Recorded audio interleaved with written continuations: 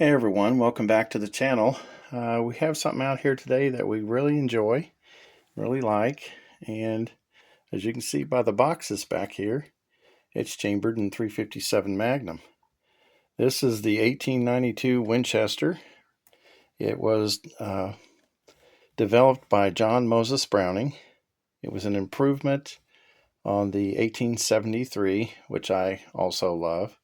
It's got a really dark wood stock on it, some nice wood grain. It's stainless steel. Heather, can you turn that up there and hold that? Just show you overall what it looks like. The fit and finish is pretty good.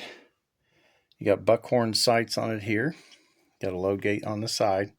Now this is top eject, and it's a 20-inch length barrel on it. And you've got a brass bead down there at the very end to focus on. It's good for about, I'd say 80-yard shot.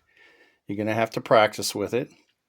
Now these sights back here, the buckhorn sights I was telling you about, you can use the elevator there and bring those up for distance shooting. And then you can drift the front here. It's a dovetail. You can tap that over with like a brass punch and drift it left or right to get it aligned. Last time we shot it, we were shooting groups to the left. So I need to drift that sight and bring the front sight over. But I just want to show you the rifle overall. This is your load gate here on the side. And you bring the hammer all the way back to the rear, and then it releases down on the firing pin. There is a top safety. Because it's imported, they have to have that. I don't use it myself. I put it on the half cock position. But just overall a beautiful rifle. Got good wood grain here in the front.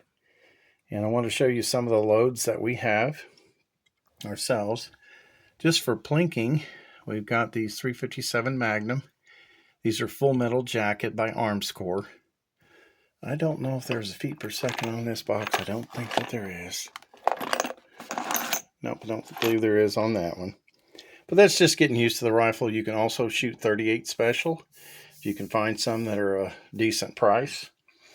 Moving down here to the next box, we have 158 grain. The last one was 125 grain here.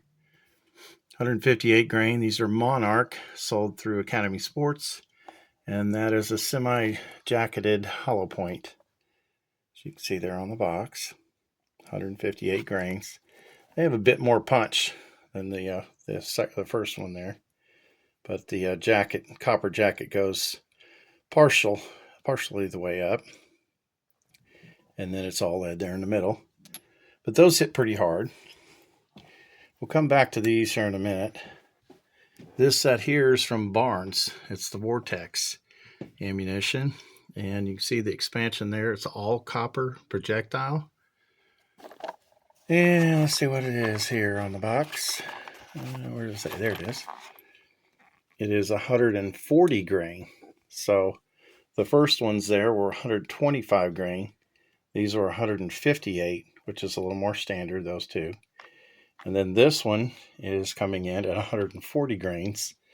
It is the XPB hollow point. Muzzle velocity on this is 1,265 feet per second. And that might be out of the carbine length barrel, not so much a pistol. But the star of the show here is this Federal Premium Hammer Down. If I can get the light adjusted just right, if you look here in the background, you'll see it's for lever actions. That's specifically what it's for.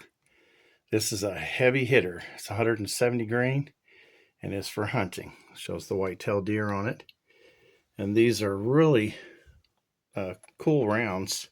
Quite expensive, but it's nickel cased, semi-jacketed, and it doesn't have quite the deep area on the hollow point as these others over here. They don't go down near as deep. But I'll show you the stats here on the back. 357 Magnum 170 grain hammer down design bullet, I guess. And the velocity is 1,610. And your foot-pound of energy is 978. And it shows on the box how it's all a premium bullet, how it's developed and made. And I tell you what, these things punch. They really do. I was impressed with them. I'd definitely buy more. Going deer hunting with this in just a week or so here. Kentucky's opening for rifle. And this is going to be the one I think I'm going to carry out. I'm going to drift that sight, but we've been shooting those so we know where they're hitting. They're hitting a little high and a little left at about 50 yards. And I'm in really thick woods back there in my son's house, so this is probably what I'm going to take. I've got a little 6.5 Grendel AR. That's also a good round. Same thing as the Creedmoor, it's just shorter and an AR-15 platform. But one other thing here I'd like to carry along with me is my Uberti Cattleman 2. And this is chambered in 357 Magnum as well. You see the heads of the rounds that's in there. Those are snap caps so that you can pull this back and practice with it and so forth. But it's got the beautiful wood on the handle. It is the white floral engraved. This is not stainless steel, but it sure does look pretty, and it matches up to my rifle. And you can see all the engraving on it. It's just a beautiful pistol. Try to get the light to show. All the engraving goes down the back of the handle. And it's just a beautiful pistol. And it shoots very well too. So I'd love to get an opportunity to have a deer up close, like right below like a stand or a blind that I'm in, at maybe under 20 yards, and have an opportunity to shoot this. Something I need to look up is, will it hold or be able to work with these heavier 170 grain hot loads? Now, I'll probably have to contact Uberti to get that information and find out, because, this is an 1873 Colt replica. I'm sure the metallurgy is a little better on this than it was in 1873, but I don't know for 100% fact that you can shoot the really heavy loads out of it. This one here, did I show you these? Yes. Mm-hmm. And those are running at 1,265 feet per second, 140 grain. I'm sure that would take a whitetail deer or hog. It's all copper. It's just open inside there. No lead in this round. Some states don't allow lead, so you can use something like this. And I'm sure to be very effective. Shot right there behind the front leg. You hit double lung with that, or lung and heart at the top. The deer's going down not too far away from you there. But yeah, this is my little setup, my little rig. Can you put that in the holster for me? Mm-hmm. Just slide it in there and then put the loop on the top over the hammer for safety. Now this one has the 3-cock hammer, not the 4 like my original I have in there. So it has a floating firing pin, but I would still suggest load 1, skip 1, load 4. Pull the hammer all the way to the rear, lower it down, and you're on an empty chamber, so you don't accidentally shoot yourself in the foot. But this design here, unless, if you have the hammer pulled all the way to the rear, unless you pull through on this trigger, that firing pin that's on the hammer will not set off the round. But Uberti still suggests to run a cowboy load with an empty chamber below, just for your safety. And you shouldn't need more than a couple of shots, maybe 3, if you're having trouble hitting the deer or whatever. But that's what you bring the rifle for.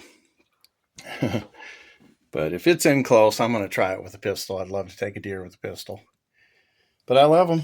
I absolutely love them. What do you think, Heather? You like them? Yeah. Which one would you take out deer hunting? That one. The pistol? It's like really close, yeah. Uh-huh. Yeah. Well, she shot a doe a couple years back with a 6.5 Grendel. And she really liked that little AR. Didn't have much kick at all. It's not really much more kick than the 223 5.56 round. My oldest grandson, he took a button buck his very first time out, with a 223 PowerPoint by Winchester, and it took like 3 steps and just fell right in its tracks. He hit a perfect heart-lung shot, took the top of the heart out, and all the kids loved it when we pulled up with that little button buck and processed him out here in the backyard. But this is what it's all about. John Moses Browning, master designer, gun engineer. He was something else, and we just really love it. We think it's really nice.